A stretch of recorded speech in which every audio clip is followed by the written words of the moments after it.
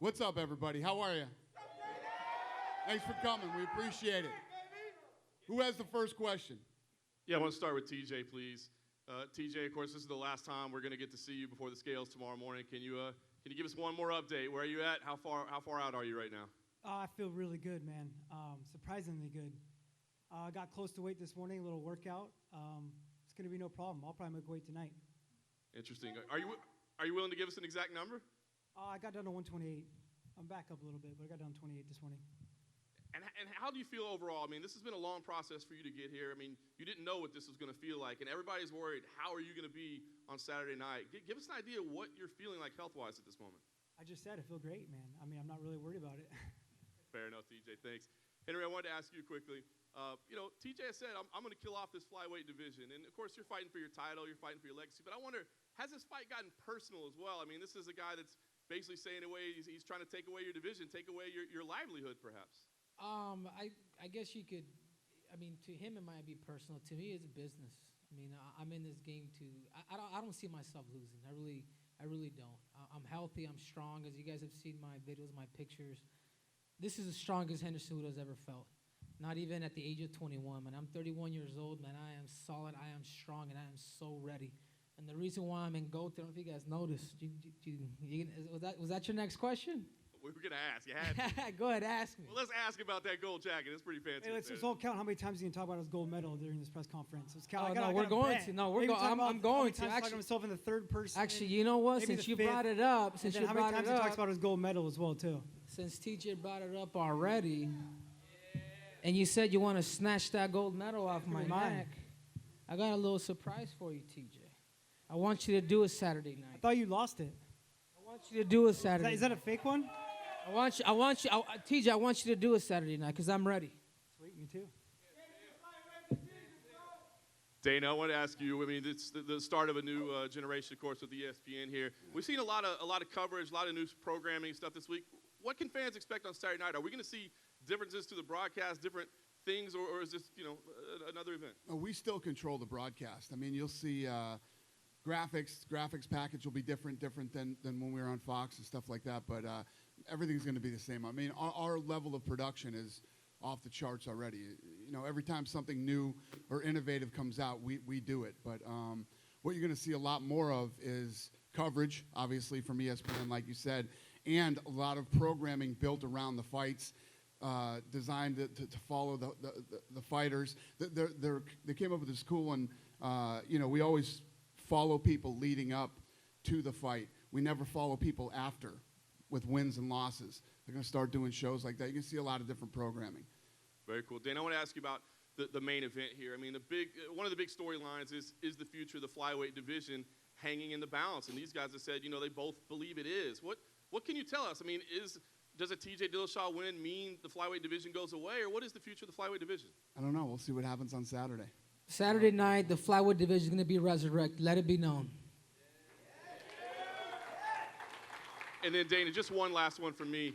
This week we saw Amanda Nunes come out and say, listen, I'm done with 145. I don't want to defend it. So I wonder, this champ thing that happens a lot lately, nobody ever defends their belt. So is this potentially one of the last times we see a champ type situation because of, the way it's kind of stalling out divisions and such? I didn't know she said that. No, I mean, there's a reason we didn't do it for a long time. And it's tough enough to defend one belt, let alone two. And Amanda's going to have another fight. Chris is going to have another fight. So we'll see how that all plays out. And when the time comes, listen, everybody has, their opinions or what they think they want at that point in time. But should they both win another fight, I think a rematch between them is huge. So it's a big fight. It's an important fight. Neither one of them were crazy about the first time either, but we got it done. So we'll see how everything plays out. Hey, Dana. Thank you again for making an amazing card in New York, man. Thank you. Really appreciate it. Spoke to Greg Hardy earlier. He's obviously an athletic beast. It's the elephant in the room, the situation. Speaking of him, man, he came across very confident. He wants to be up there with the likes of Kane, Stipe, and Ngannou as soon as the end of 2019. When you look at Greg and everything you heard from him, do you really believe he could be challenging for a title at the end of 2019? Listen, the guy's gifted. He's a great athlete. I mean, were you there earlier today? Yeah, at the See scrum. his legs? I mean, the legs on this guy, it's fucking crazy. But, yeah, he's an athlete, but I don't know. I don't know the answers to them. Yeah, he's looked good so far. When he hits people, they go down, and we'll see. You know, he's a guy. A lot of things, when somebody first comes into the UFC, the jitters are real. You know, some people fold no matter how good they are, no matter what they did in other organizations. This guy's been on the big stage many, many times. So Very well spoken. yeah, and solid guy. So we'll see what happens. Awesome. And Alex, has it hit you yet that you're going to be the headline in the prelims on Big ESPN? Man, that's kind of crazy. Man, it's everything it's supposed to be. You know, first, grateful to Cowboy for taking the fight, maybe against his better judgment. And with that being said, though, you know, I'm not drawn in by the promotion, the city, even his image or persona of anything. It's just another day, and to me, standing across from Cowboy, I'm looking through the fighter, I'm looking at the man, and I think the persona and everything's just a big distraction. I just see myself facing an insecure little lad swinging on a saddle with a pop gun and a feather in his hat. And Donald, how's the wake up been? Obviously, no Bud Light or Budweiser this week, but how's it been dropping back down to 155? Oh, it sucks.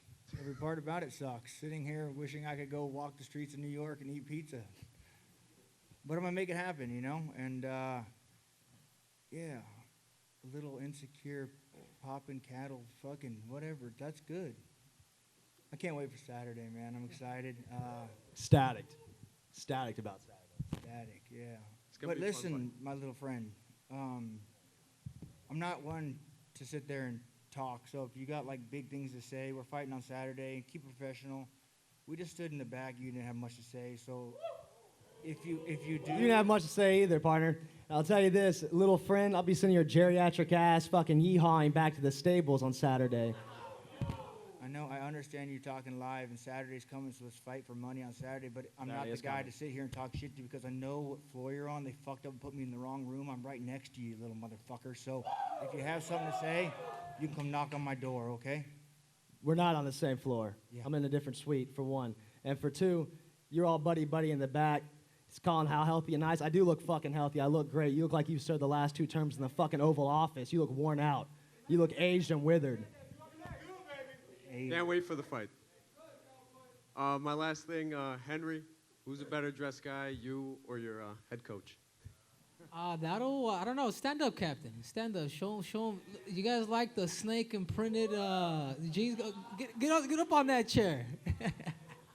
It was actually Ali's actually the one that dressed him. What do you think, Dana?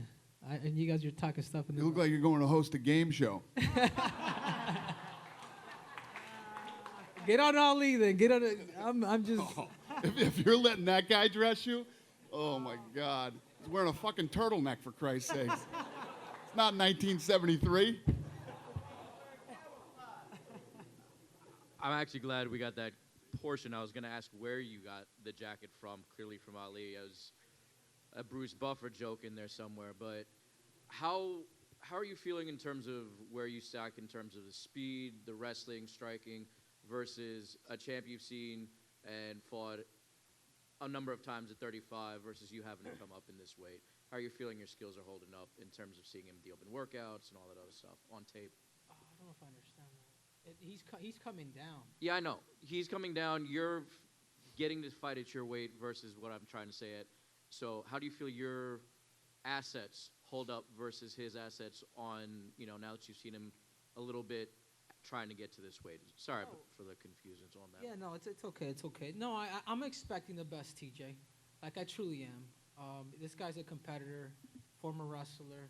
I know what I have ahead of me, but I also know what it's like to make 125 pounds. I'm 125 pounds and I missed weight before. Now imagine somebody coming down and losing an extra 10 pounds. I mean, I'm solid. I made the weight. I've been making the weight for years now. I mean, my debut was the only time that I missed weight. Uncle Dana, you told me to go up. I went up, beat the dude up. Ever since then, I learned my lesson. I became a professional. So if you're asking if Henry Cejudo's ready, I'm extremely ready. My power, my speed. I've been using science all over. I mean, science has been in the center with Neuroforce 1 has been the center of my camp. And I'm excited. I'm truly, truly excited, and I'm very optimistic about this fight. Henry, down here, question for you. Obviously, the stakes for TJ are to become a double champion. If you win in an ideal world, would you then like to go up and face him for his Bantamweight championship? Absolutely. I think what TJ is trying to do, too, I think is very admirable. I think what he's trying to do is something that's never been done. Champions go up and win belts. Champions don't come down and win belts. What he's trying to do, and that, in my opinion, if he was to do something like that, that would have put him pound for pound the best fighter in the world. The problem is he's fighting me. That's the problem. And Henry Cejudo is extremely ready. And the thing is, guys, is I'm not just Dana. I can tell you right now, I'm not just. This is much bigger than me. This is for the guys. This is for all the flyweights that are not big enough to make 135 pounds. I'm fighting for those guys. I'm fighting for their family. There's a big burden. There's a big inspiration in me when I'm inspired and I know I can get things done. And there's no other better person, Dana, UFC people, than to throw the Hail Mary to than me. So thank you. A follow-up to Dana. Should Henry win, would you make the rematch and let him fight TJ for his Bantamweight championship? I don't know yet. I mean, let's see what happens. Doesn't need to make Saturday. that decision. Ain't gonna happen. Don't worry about it. Yeah, I don't know what. We got to see how the fight plays out and what happens, and we'll go. I'll tell you what, I'll give him a rematch. I want to fight him, Dana, after this fight. After I beat him at 125 pounds, I want to fight him at 135 pounds, and I want to take that belt too. Thanks. This question's both for TJ and Henry. What do you expect to enter the cage at? What weight? See how the body responds. You know, that's nothing. I'm going to comfortable. You know, I've been practicing at a comfortable weight that I can feel fast. I don't want to get too big. Obviously, you don't want to be too light, right? I want to feel what I've been practicing at. So whatever my body naturally wants to come back to after I'm rehydrated, yeah, just natural. Henry? I'm actually going to probably take the answer from him too. Take about 41, 40, feeling good, feeling strong. You know, he's right. You don't want to carry too much weight, and if you get too big, you're gonna be sluggish. I believe he'll make the weight. My problem is will he recover? That's the question. And I said it time and time again. Anybody can make a weight. How are you gonna feel the next day? How are you gonna feel the next day when you go up against another animal that's made the weight, that's proven at 125 pounds? How? And you keep talking about making weight. You're the only one that's missed weight. I've never missed weight since 8 years old, ever. I've always been a professional. I've always made weight. I'm going to make weight easier than you. I'm actually worried that you might miss weight. Actually, I'm not worried because then I'll get a little extra cash. Put it in my pocket. No, I told people, I says, if TJ misses weight, I still want to fight him, even if it's at 135 pounds. If you don't make the weight, TJ, please don't pull out. I want to fight you regardless. Don't worry. You know what? This Make is the weight. personal.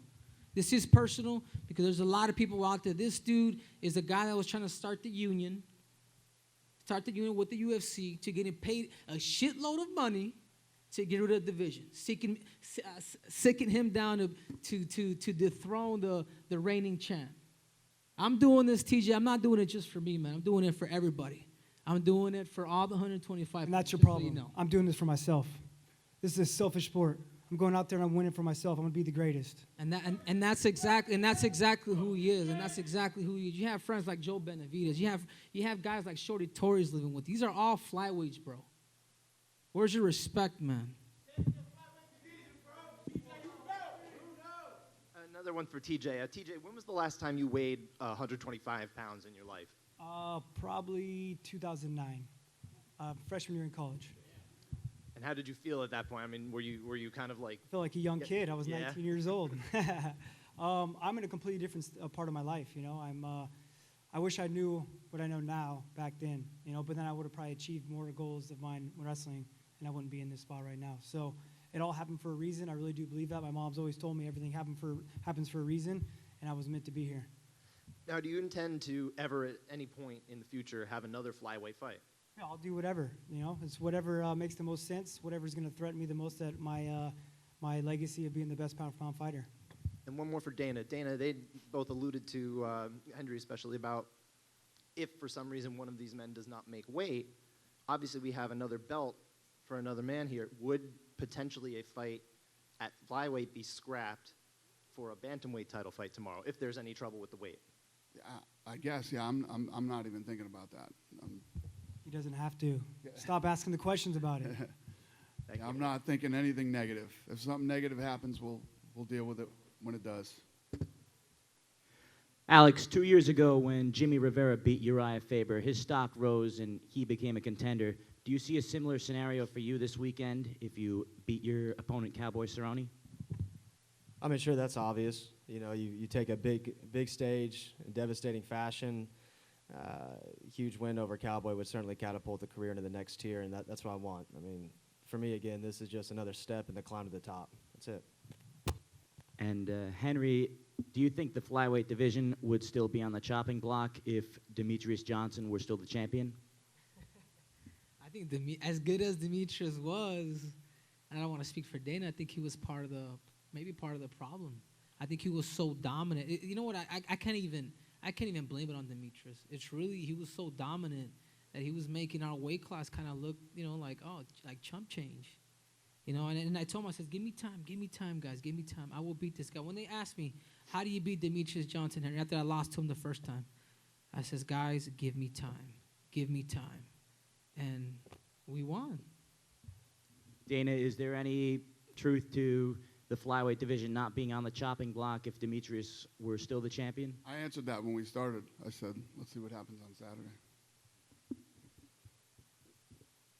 For TJ, Henry just said this fight's personal. Is it personal to you, or is this just all about that second belt? It's about myself, man. It's about my legacy. It's about feeding my family, feeding my son down there, and doing what's best for myself and doing what's best for my legacy and being top pound-for-pound fighter in the world. I'm chasing the second belt. I'm chasing the spot. I'll do whatever. And one for Donald. This is your 40th UFC WEC fight. You've kind of done it all at this point. Does Alex's words over there, some bold confidence words, how do they affect you at this point? No, they don't affect me at all. When I left 155, I was ranked number 2. It means I beat everybody up there except for the champion. So for me to come back and for him to say he's going to steamroll me, he says I'm a stepping stone, bitch, I'm a motherfucking boulder in your way. I fought the who's who. You are a jester in the way. You're an active participant. You're concerned with entertaining people. I'm on the road to the throne. I'm concerned with kingship. And Saturday, You're a jester. when I finish you, I will You don't belong entertain across the from me as world. much as you belong across from you. You're a stepping stone.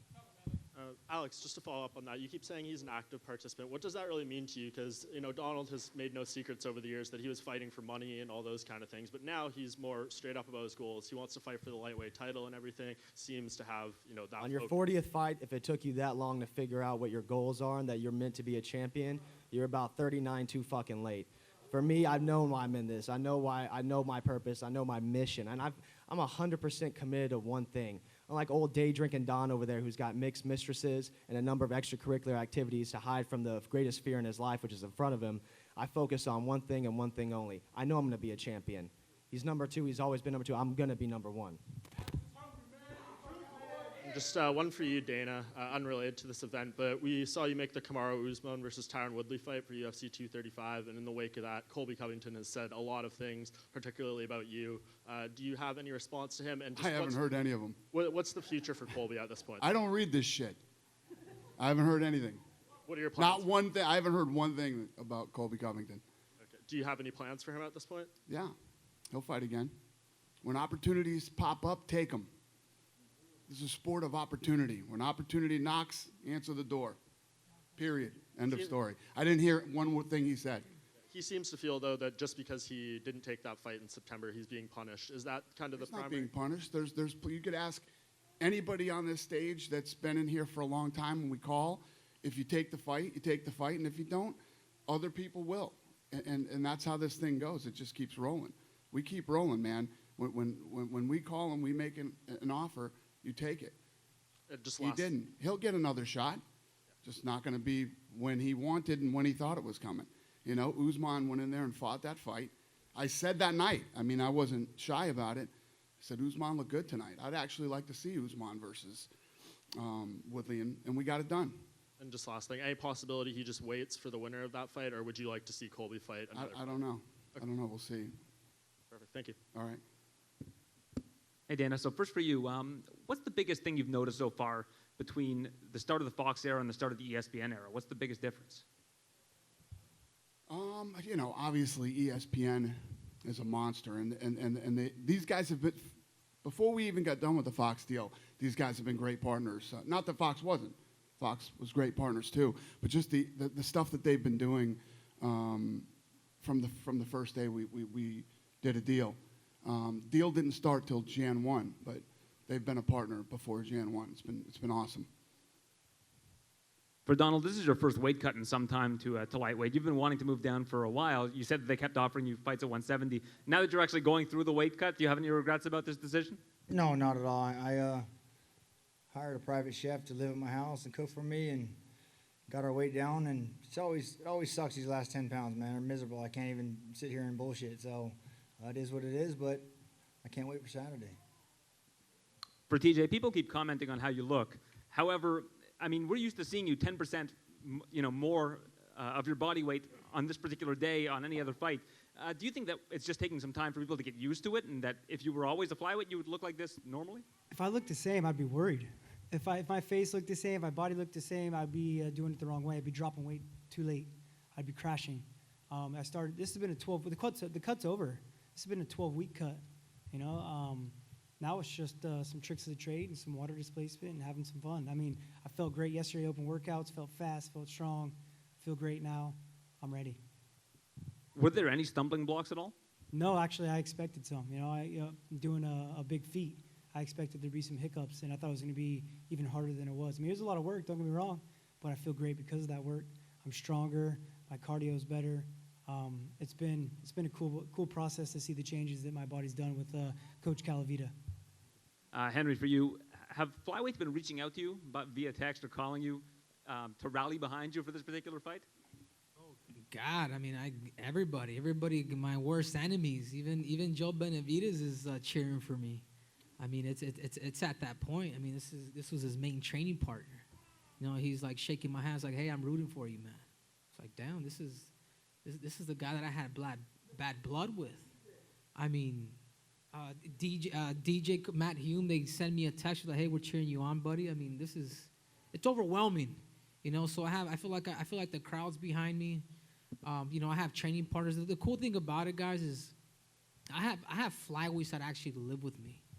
And every time I wake up in the morning, I started to think about them. It's like, damn, these guys have helped me to become the best in the world, and I kind of want to return that favor for them. Like Bruno Bulldoguinho is one of them. They should all realize that this is your fault. They offered you a fight at 135, you little bitch, but you wouldn't accept it. So I'm the one coming down to fight you. No, because they wanted to get they wanted to get rid of the division. Have you fight Dillashaw at 35. So, they wanted to get rid of the division at 135 pounds, and I said no. I says, you know what? Bring him down. Bring him down. I want to defend my title, and then after that, I'm going to get my rematch, and then I'm going to take your belt. TJ, what's stopping you from saying that you hope that the division continues? I mean, you have trained with a lot of these flyweights in the past. Man, I don't care if it stays or goes. You know what I mean? Like I've said that. It's about me, myself, my name, feeding my family. Like if it stays, cool. If it doesn't and I end it, I'm the champion in both weight classes anyways. It's all I can make both weights. Let's have everyone else do it.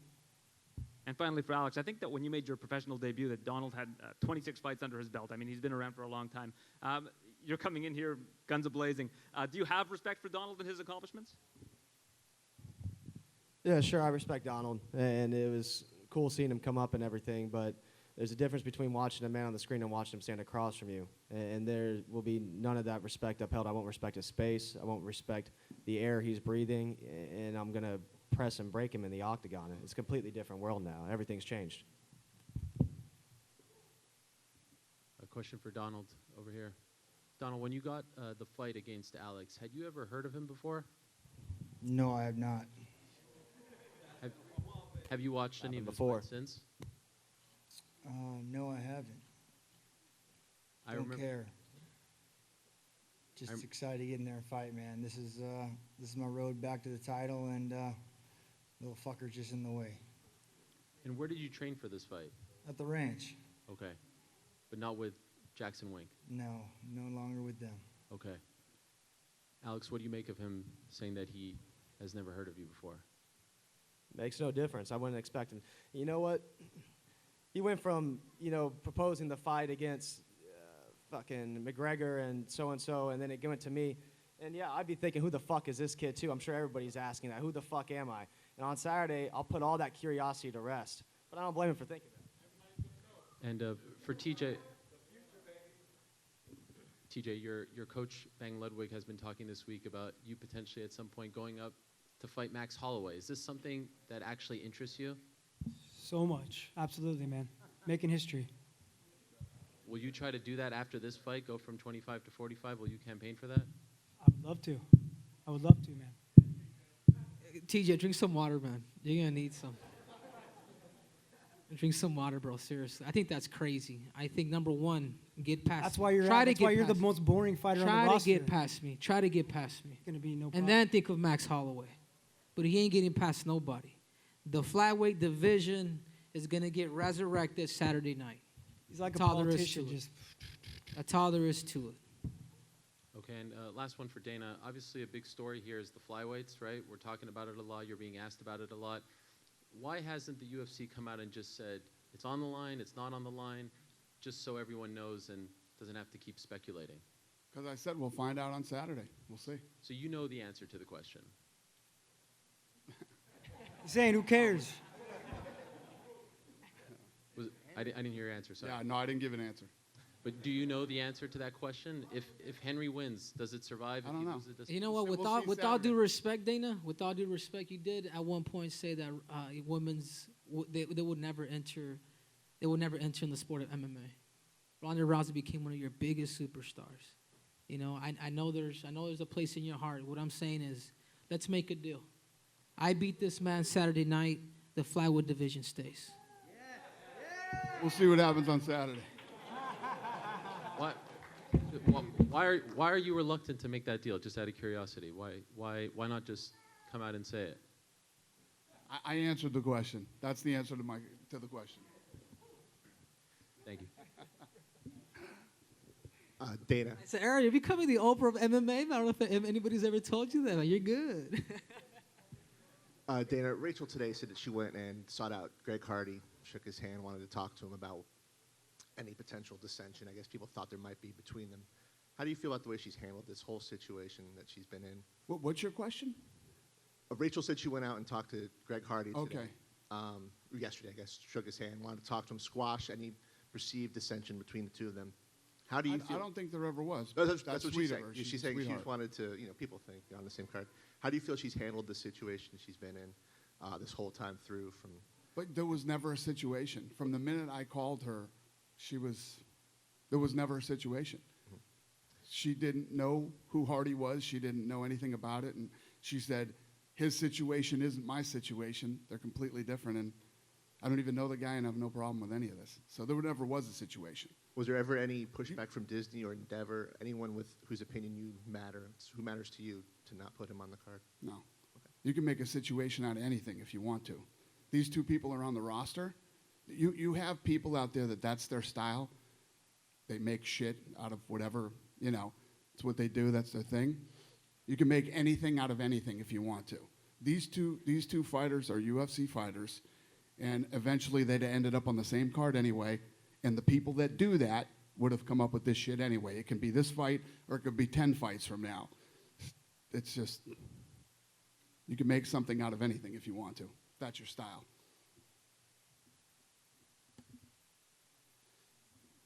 Just quickly for Cowboy, I want to ask you, you said you wanted the Conor fight. Massive, big money fight, right? And this was the 5th name you got. The stakes for Alex are clear. To beat a guy like you beating him, I don't know what it does for your career. So what was the motivation when you said, yeah, I'll fight the guy? The motivation was to go in there and fight. That's what I love to do, man. Fucking love fighting. Wouldn't be here if I didn't. So I'm going to get through Alex. I'm going to call it a top 5 opponent and go get that belt. Thanks, Cowboy. And just quickly, if I could, for Alex, we talked about Henry's gold jacket there. Can we talk about your sweater there? It seems like a pretty intricate design. Is this there's some messages on there? It's a pretty gangster-ass Brooklyn sweater is what it is. Cowboy, we'll take one more question. If we're starting to ask about clothes, we're getting fucking thin around here.